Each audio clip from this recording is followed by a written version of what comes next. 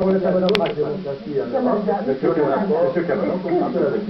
prends acte des relations privilégiées entre la Belgique et le Zaïre. Je suis chargé de vous dire, madame, qu'il n'y a plus de relations privilégiées entre la Belgique et le Zaïre. Je suis fondé et autorisé à vous le dire à partir d'aujourd'hui. Depuis ce débat, la coopération privilégiée, le débat n'est pas terminé, mais je suis chef de délégation et je suis bien passé pour vous dire que nous avons mis fin au caractère privilégié de la coopération entre la Belgique et le Zaïre, et mon chef d'État ne me démentira pas. Pour la bonne et simple raison de la coopération privilégiée, à cause de ce débat, je vous donne une information. C'est pas à cause de ce débat. Vous n'avez pas de coopération privilégiée, je vous donne en retard d'information. Concrètement, vous nous traitez comme n'importe quel pays.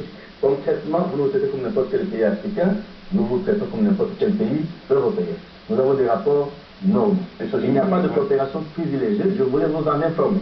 Donc, est-ce que vous allez demain partir aux États-Unis et tenir le même langage à Washington, où 40 parlementaires ont signé une lettre demandant au président quelle était la situation à l'époque de M. Tshisekedi, où le parlementaire Randel a déposé un projet de loi demandant la suspension de l'aide américaine au Zaïre pour violation des droits de l'homme? Allez-vous tenir ce même langage néocolonialisme aux États-Unis, ou bien s'agit-il d'un traitement particulier à la Belgique? J'étais ambassadeur aux Nations Unies au moment des faits que vous êtes en train de citer. Nous avons été autorisés à aller au Congrès américain et à défendre les positions de notre pays. Il ne s'agit pas seulement de la Belgique. Et l'information que je vous donne n'a aucun rapport avec le débat actuel, c'est une information. Pendant 2 ans, le Zaïre avait renoncé à l'aide des États-Unis d'Amérique. Pendant 2 ans. Et il n'en est pas mort. Et maintenant? Mais je ne voulais pas que vous posez la question.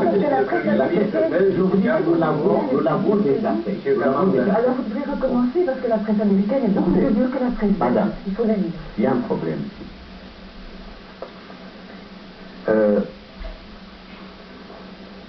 La Belgique et le Zaïre entretiennent un certain nombre de relations diverses qui profitent aux uns et aux autres.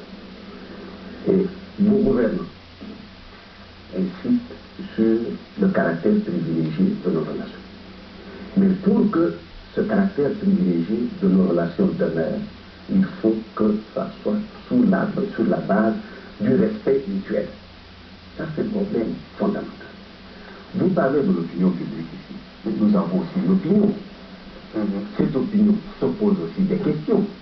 Comment pouvez-vous appeler un pays ami et avoir de relations privilégiées avec un pays c'est mal que exprimer son amour pour votre pays et pour vos dirigeants. Vous permettez. C'est mal reçu, ce vous permettez de vous dire.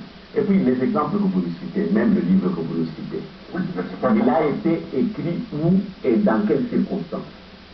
Pas par un journaliste. Vous permettez pas par un journaliste. Monsieur, s'il vous plaît.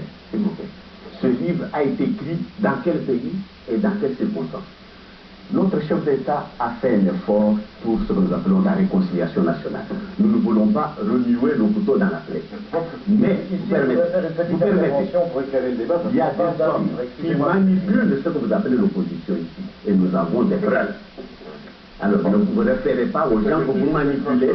S'il vous plaît, le public ne comprend peut-être pas de quoi il s'agit ici. On parle d'un livre, c'est un livre écrit par M. Ngouza Karliband il y a 7-8 ans environ, au moment où il est venu en Belgique en exil, après avoir demandé l'asile politique. Et ce livre s'intitule Mobutu, l'incarnation du mal zaïrois. Et il est vrai que beaucoup de choses qu'on lit actuellement dans la presse belge à propos du président Mobutu du Zaïre étaient écrites par celui qui est redevenu depuis lors ministre des Affaires étrangères du Zaïre. Voilà. Ici, les choses sont claires. Et dans quelles conditions? Je voudrais quand même intervenir sur un point qui me paraît important. À plusieurs reprises, on a parlé de relents néocolonialistes et de racisme. Moi, je me permets de vous dire ceci. Il me semble que nous serions racistes si nous commencions à dire la corruption dont on a parlé et dont votre président parlait lui-même dans ses discours à propos de Zaïrois, disant qu'il fallait y mettre fin, c'était pas un journaliste belge non plus. La corruption, c'est un phénomène naturel, ce sont les Noirs. Si je disais cela, je serais raciste. Leurs routes sont mal entretenues, c'est naturel, du temps de la colonisation, on avait le fouet pour les faire réparer. Maintenant, ils n'ont plus. Je crois que je serais raciste. Je suis sûr que je serais raciste. Qu'est-ce que je dis? Je dis non, le Zaïre n'est pas un pays différent d'autres pays. Il est dans un état social donné, avec des classes sociales données. Il y a un Zaïre du haut et il y a un Zaïre du bas. Il y a des gens qui sont riches et qui s'enrichissent. Il y a des gens qui sont pauvres et qui s'appauvrissent. Qu'il soit blanc, noir, jaune, vert, ça n'a strictement aucune importance. Je fais mon travail d'observateur, je rencontre, comme les collègues qui sont allés au Zaïre, ceux qui ont pu y aller, on leur a dit, ils ont regardé, ils sont revenus, ils ont ramené des témoignages. Quand je vois ces témoignages, je m'interroge. J'ai le droit de m'interroger, il me semble, sur ce qui se passe au-delà de ma frontière. J'ai le droit et le devoir d'informer mes lecteurs, de leur dire qu'il se passe ceci, il se passe là. Vous me parlez d'argent qui est revenu du Zaïre dans des sociétés belges, c'est vrai. La Société Générale, elle s'en est mise plein les poches. Je viens d'une région où la Société Générale a tué des entreprises. Elle en tue encore à l'heure actuelle, il y a 900 titres qu'on va mettre sur nous.